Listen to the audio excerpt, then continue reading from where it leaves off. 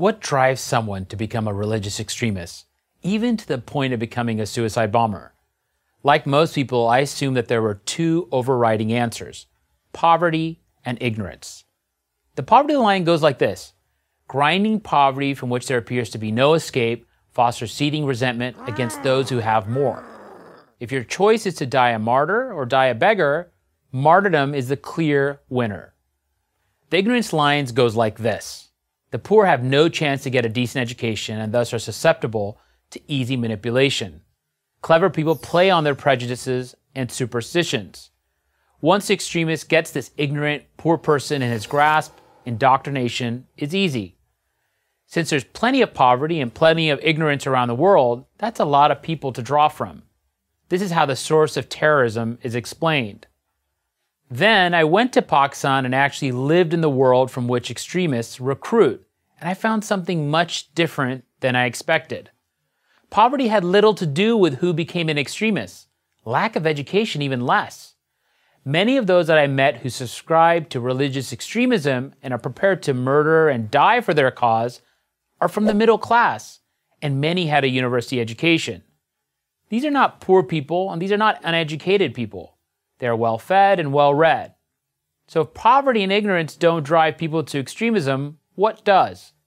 One is a desire for meaning and for order. Places like Pakistan are submerged in chaos and corruption. Islamists promise clear-cut solutions to every problem. Here's how things will change if you follow these rules, and only these rules. Another is a desire for change. The old corrupt order, the narrative goes, must be overthrown, and that can only happen through violent action. Again, it is Islamists that step in with a promise to create a new form of government.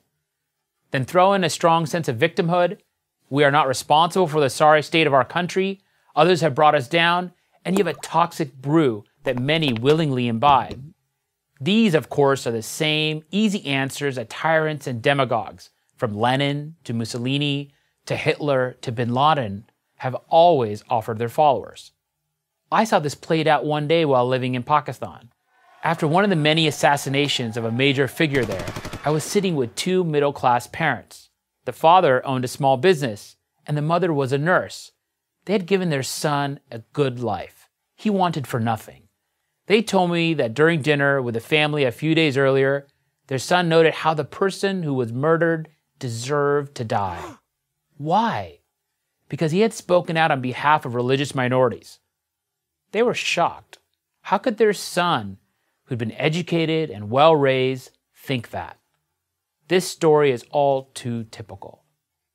So what to do about this extremism? The first step is to get off this false narrative that this is first and foremost a poverty or education issue.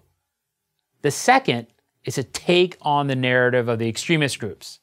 They promise a better way, but what in fact do they deliver? The answer is always more death, more suffering, and more poverty. In other words, young people need to see these extremist groups for what they are. Only then will recruit numbers begin to go down. Third, the media have to stop treating extremists as freedom fighters, a narrative that is all too common in places like Pakistan.